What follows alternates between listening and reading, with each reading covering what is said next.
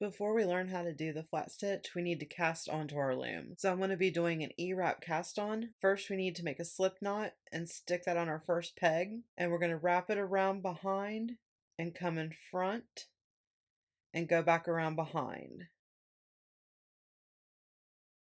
And go behind our next peg, wrap it in front, come back around. We're just going to continue that E-wrap all the way around our loom, and we're going to push that first row down, and then we're going to need to E-wrap one more time around our loom so that we have 2 rows of E-wraps on our pegs. Once we have that, we'll grab the bottom piece of yarn and pull it over the top. Grab this piece here, pull it over the top of the peg, and then continue to do that all the way around the loom. If you aren't familiar or you need a slower version of how to cast on, I'll put a link up above and in the description for my video that shows you a little bit more in depth how to do the cast on with the E-wrap.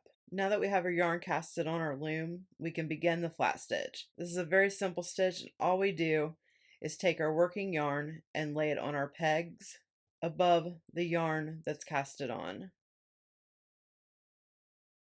Next, we grab the yarn that was on our loom and we pull it over our working yarn.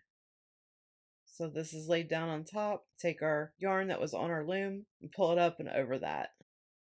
And we continue this method all the way around our loom and repeat this process for the next round or as many rounds as needed.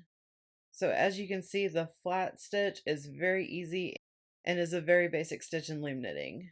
Not too exciting, but a fundamental you need to know. Be sure to subscribe to my channel and hit the bell for notifications, as I will be releasing more loom knitting videos for you.